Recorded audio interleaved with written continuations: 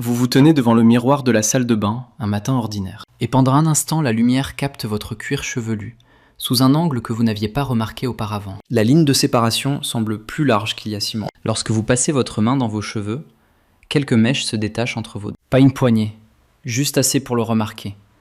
Assez pour se demander si c'est le début de quelque chose que l'on ne peut pas arrêter. Ce que vous voyez n'est pas soudain. Cela se passe discrètement depuis des années, sous la surface, dans un endroit inaccessible, avec du shampoing, des vitamines ou l'un des sérums coûteux qui bordent les étagères de la pharmacie. À l'intérieur de votre cuir chevelu, 2 systèmes biologiques distincts s'effondrent en même temps. Le premier est la circulation. Après 50 ans, les minuscules vaisseaux sanguins qui alimentent vos follicules pileux commencent à se contracter. Les capillaires se rétrécissent, l'apport d'oxygène diminue et les cellules à la base de chaque follicule, la papille dermique, moteur de la croissance des cheveux, commencent à suffoquer. Ils ne meurent pas immédiatement. Au lieu de cela, ils entrent dans une sorte de mode de survie, produisant des brins plus fins, plus courts et plus faibles. Les cheveux qui étaient autrefois épais et foncés apparaissent désormais sous forme de duvet fin et incolore. Le deuxième effondrement est hormonal.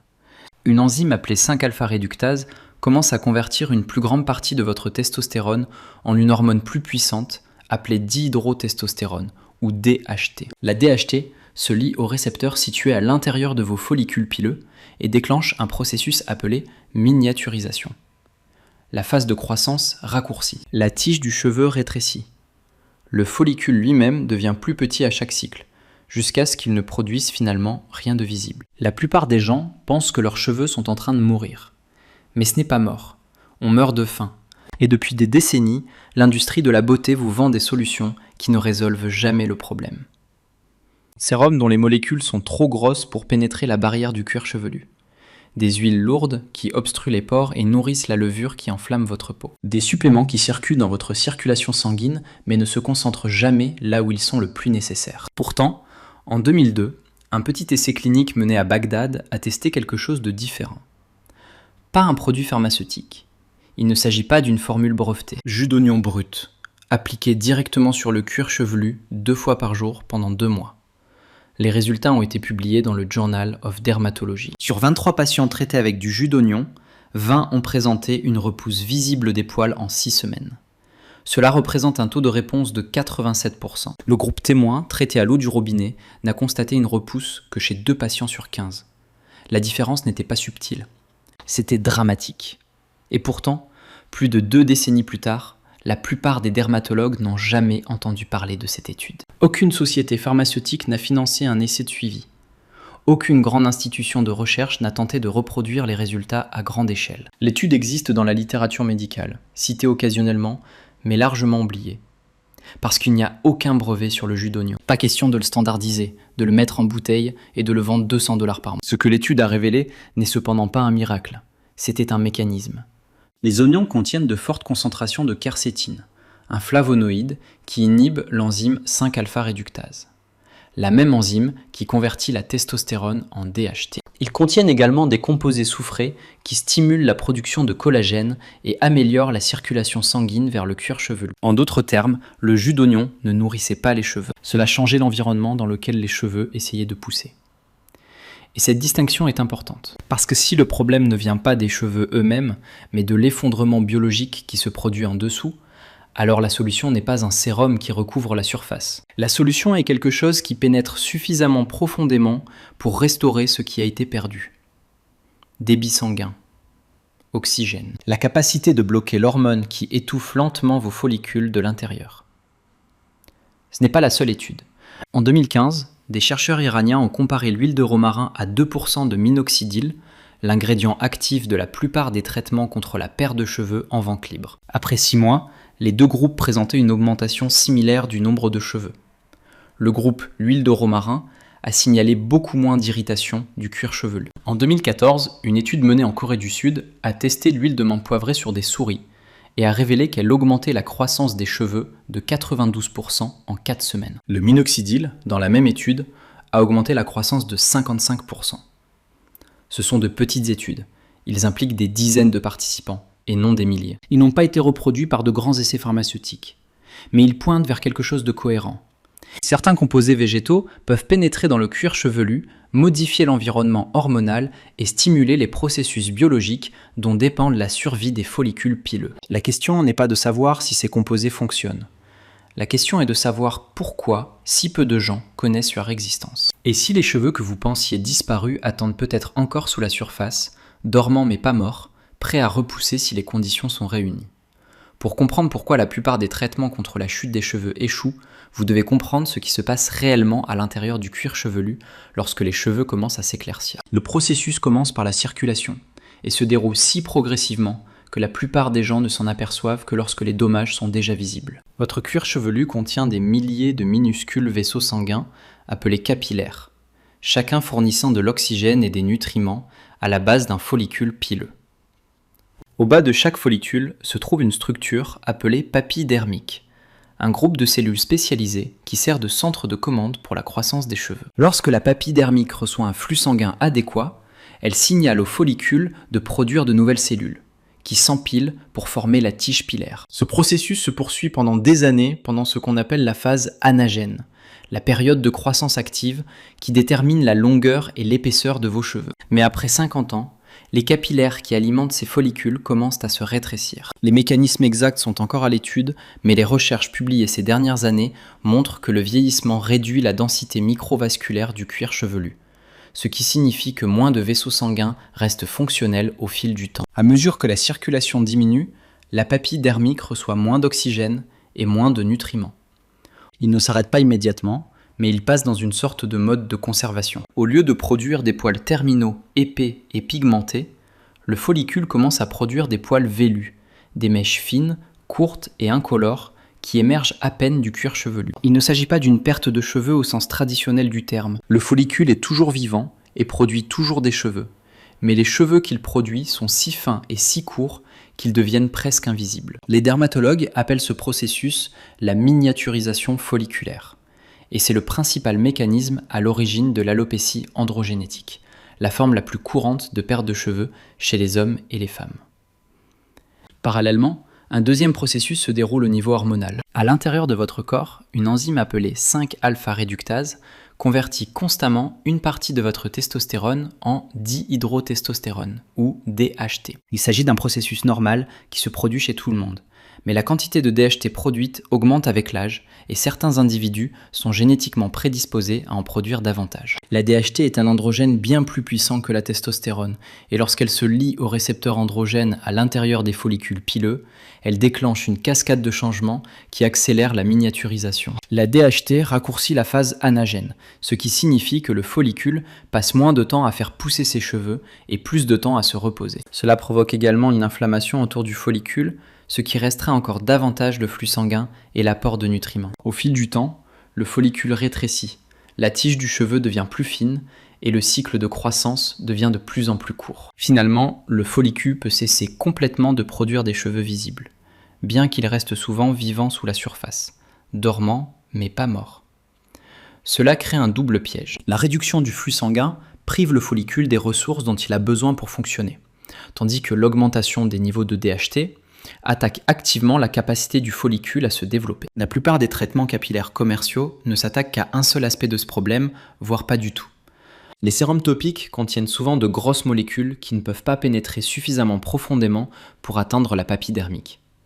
Les huiles lourdes, comme l'huile d'olive ou l'huile de noix de coco, lorsqu'elles sont appliquées directement sur le cuir chevelu, peuvent obstruer les pores et créer un environnement qui nourrit le Malassezia, une levure qui vit sur le cuir chevelu et se développe dans des conditions grasses. Lorsque Malassezia se développe, elle déclenche une inflammation, ce qui aggrave le problème même que vous essayez de résoudre. Ce dont le follicule a besoin, ce n'est pas de plus d'huile à la surface. Il a besoin de composés capables de pénétrer la barrière du cuir chevelu, d'atteindre la papille dermique, d'améliorer la circulation sanguine et de bloquer l'enzyme qui convertit la testostérone en DHT. Et c'est exactement ce que certaines huiles végétales semblent faire.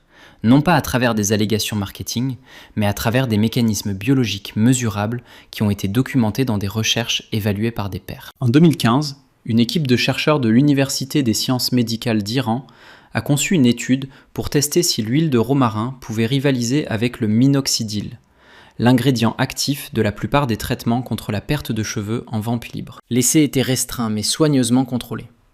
100 patients atteints d'alopécie androgénétique ont été répartis au hasard en 2 groupes. Le premier groupe a appliqué de l'huile de romarin sur son cuir chevelu 2 fois par jour. Le deuxième groupe a appliqué du minoxidil à 2%, la concentration standard utilisée dans la plupart des produits commerciaux. Les 2 groupes ont suivi le même calendrier d'application pendant 6 mois et aucun des 2 groupes ne savait quel traitement ils recevaient. Après 3 mois, les chercheurs ont mesuré le nombre de cheveux dans une zone désignée du cuir chevelu de chaque participant. Il n'y avait pas de différence significative entre les 2 groupes. Les 2 ont montré un changement minime. Mais après 6 mois, les résultats ont changé. Le groupe huile de romarin et le groupe minoxidil ont montré une augmentation mesurable du nombre de cheveux et la différence entre eux n'était pas statistiquement significative. En d'autres termes, l'huile de romarin a aussi bien fonctionné que le produit pharmaceutique. Il y avait une différence notable dans les effets secondaires. Le groupe minoxidil a signalé beaucoup plus de démangeaisons du cuir chevelu, une plainte courante chez les personnes qui utilisent ce médicament à long terme. Le groupe de l'huile de romarin a connu beaucoup moins d'irritation. L'étude a été publiée dans la revue SkinMed et les chercheurs ont proposé un mécanisme pour expliquer les résultats. L'huile de romarin contient des composés qui améliorent la perfusion microcapillaire, ce qui signifie qu'elle aide à dilater les petits vaisseaux sanguins du cuir chevelu et à augmenter le flux sanguin vers les follicules pileux. Cela répond à la moitié de l'effondrement biologique dont nous avons parlé plus tôt. Il n'ajoute pas directement de nutriments, mais il rétablit la circulation nécessaire pour apporter de l'oxygène et des nutriments à la papille dermique. Il existe également des preuves, bien que moins directes, que certains composés contenus dans l'huile de romarin peuvent inhiber la 5-alpha-réductase, l'enzyme qui convertit la testostérone en DHT. Si cela est vrai, cela résoudrait également la seconde moitié du problème. L'étude avait des limites. Il n'a impliqué qu'une 50aine de participants par groupe et n'a pas été reproduit à plus grande échelle au cours des 11 années qui ont suivi sa publication. Aucune société pharmaceutique n'a financé un essai de suivi, probablement parce que l'huile de romarin ne peut pas être brevetée. Mais la méthodologie était solide, les résultats ont été évalués par des pairs et le mécanisme est biologiquement plausible. Cette étude a démontré qu'un extrait de plante, appliqué localement et de manière constante pendant plusieurs mois, peut produire des résultats comparables à ceux d'un médicament approuvé et commercialisé depuis des décennies. Cela ne fonctionne pas du jour au lendemain, et cela ne fonctionne pas pour tout le monde. Mais cela fonctionne grâce à un mécanisme qui a du sens lorsque l'on comprend ce qui se passe sous le cuir chevelu. 1 an avant l'essai sur l'huile de romarin en Iran, des chercheurs sud-coréens ont publié une étude qui a produit des résultats encore plus frappants, mais avec une mise en garde importante. L'étude, publiée dans la revue Toxicological Research en 2014, a testé les effets de l'huile de menthe poivrée sur la croissance des cheveux chez la souris. Les chercheurs ont divisé les animaux en 4 groupes. Un groupe a reçu une solution saline comme contrôle. Le deuxième groupe a reçu de l'huile de jojoba, un support neutre. Le troisième groupe a reçu 3% de minoxidil. Le quatrième groupe a reçu 3% d'huile de menthe poivrée diluée dans du jojoba. Après 4 semaines, le groupe huile de menthe poivrée a montré une augmentation de 92% de la croissance des cheveux par rapport au groupe témoin. En comparaison, le groupe minoxidil a montré une augmentation de 55%. L'huile de menthe poivrée a surpassé de loin les produits pharmaceutiques dans ce modèle animal. Les chercheurs ont examiné les follicules au microscope et ont découvert que l'huile de menthe poivrée augmentait à la fois la profondeur et le nombre de follicules pileux. Il a également augmenté les niveaux de facteurs de croissance insuline LICUne, une protéine qui joue un rôle clé dans la stimulation de la croissance cellulaire pendant la phase anagène. Le mécanisme semble impliquer une vasodilatation, l'élargissement des vaisseaux sanguins, qui augmenterait l'apport de nutriments et d'oxygène aux follicules de la même manière que l'huile de romarin. Cette étude présente une limite critique qui doit être clairement indiquée. Elle a été réalisée sur des souris et non sur des humains. Aucun essai clinique n'a encore testé l'huile de menthe poivrée sur le cuir chevelu humain dans un environnement contrôlé. Les modèles animaux ne se traduisent pas toujours directement en biologie humaine, et on ne peut pas supposer que les résultats s'appliquent sans recherche supplémentaire. Mais le mécanisme est plausible. L'huile de menthe poivrée est connue pour provoquer une vasodilatation lorsqu'elle est appliquée localement. C'est pourquoi elle crée une sensation de refroidissement ou de picotement sur la peau. S'il augmente le flux sanguin dans le cuir chevelu humain comme il le fait chez la souris, cela résoudrait le même problème de circulation que celui ciblé par l'huile de romarin. Le fait que 2 études indépendantes, utilisant des composés végétaux différents, soient parvenues à des mécanismes similaires suggère que la biologie sous-jacente est cohérente. L'huile de menthe poivrée est puissante et doit être diluée. Appliqué non dilué, il peut provoquer de graves irritations, voire des brûlures chimiques. Mais lorsqu'il est utilisé à une concentration de 3% dans une huile de support neutre, il semble être à la fois sûr et efficace, du moins dans les recherches sur les animaux menées jusqu'à présent. La plupart des gens qui essaient d'utiliser des huiles pour la croissance des cheveux font la même erreur. Ils lisent des informations sur l'huile de coco ou l'huile d'olive en ligne, l'appliquent directement sur leur cuir chevelu, la laissent agir toute la nuit et se réveillent avec des cheveux gras et sans résultat. Après quelques semaines, ils concluent que les huiles naturelles ne fonctionnent pas et reviennent à des sérums coûteux qui promettent des solutions plus rapides. Le problème n'est pas le concept d'utilisation des huiles. Le problème est d'utiliser les mauvaises huiles de la mauvaise manière. Les huiles lourdes, comme l'huile d'olive et l'huile de coco, sont comédogènes, ce qui signifie qu'elles obstruent les pores. Lorsqu'ils sont appliqués directement sur le cuir chevelu, ils créent une barrière épaisse à la surface de la peau qui emprisonne la chaleur, empêche le sébum de s'échapper et crée un environnement idéal pour le Malassezia, la levure qui vit naturellement sur votre cuir chevelu. Lorsque Malassezia se développe, elle se nourrit des huiles et produit des sous-produits qui déclenchent une inflammation, des démangeaisons et une desquamation. Cela aggrave les conditions mêmes qui contribuent à la chute des cheveux. Ce dont vous avez besoin à la place, c'est d'une huile de support avec une structure moléculaire suffisamment légère pour pénétrer dans le cuir chevelu sans obstruer les pores. Et ce support est l'huile de jojoba. Techniquement, le jojoba n'est pas du tout une huile. C'est une cire liquide composée d'acides gras à longue chaîne et d'alcool gras qui ressemble beaucoup à la structure du sébum humain. En raison de cette similitude, votre peau ne reconnaît pas le jojoba comme une substance étrangère. Il est absorbé rapidement, pénètre en profondeur et ne déclenche pas la réponse inflammatoire provoquée par les huiles plus lourdes. Cela fait du jojoba le véhicule de distribution idéal pour les composés actifs comme l'huile de romarin et l'huile de menthe poivrée. Lorsque vous diluez ces huiles essentielles dans du jojoba, elles peuvent atteindre la papille dermique à la base du follicule pileux, là où elles sont le plus nécessaires. Le jojoba présente également un autre avantage. Il aide à réguler la production de sébum sur le cuir chevelu, ce qui signifie qu'il peut réduire le gras au fil du temps plutôt que de l'augmenter. Mais le jojoba à lui seul ne résout pas l'environnement du cuir chevelu.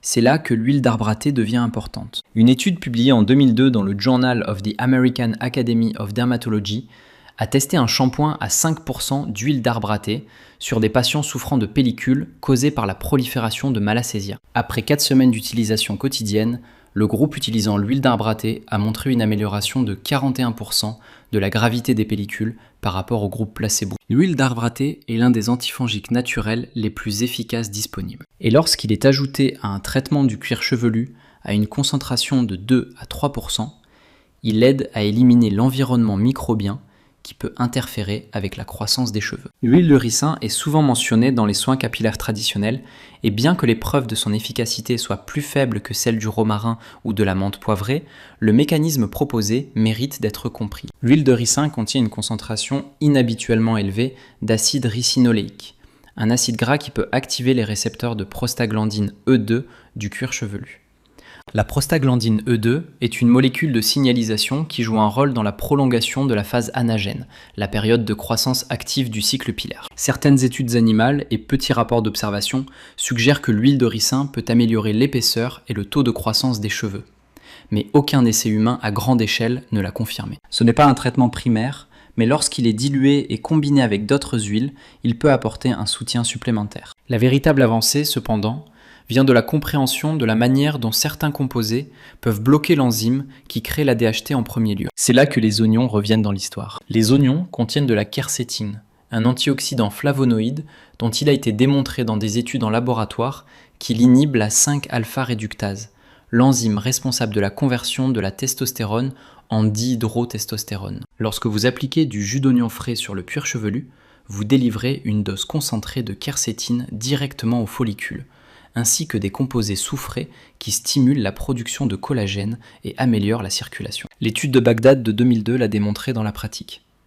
87% des patients ayant appliqué du jus d'oignon 2 fois par jour pendant 2 mois ont constaté une repousse visible. L'étude s'est concentrée sur l'alopécie areata, une maladie auto-immune, mais le mécanisme impliquant la quercétine et le soufre s'applique également à la perte de cheveux provoquée par la DHT. La quercétine ne bloque pas la DHT aussi puissamment que les médicaments pharmaceutiques comme le finastéride, mais elle agit par voie topique, ce qui signifie qu'elle évite les effets secondaires systémiques qui peuvent survenir lorsque vous modifiez les niveaux d'hormones dans tout le corps. Le défi avec le jus d'oignon est pratique et non scientifique. Il sent fort, il doit être préparé frais, et il peut provoquer une irritation s'il est appliqué sur une peau éraflée ou sensible. Mais pour les personnes qui peuvent le tolérer, les preuves suggèrent qu'il s'agit de l'un des bloqueurs naturels de DHT les plus efficaces disponibles.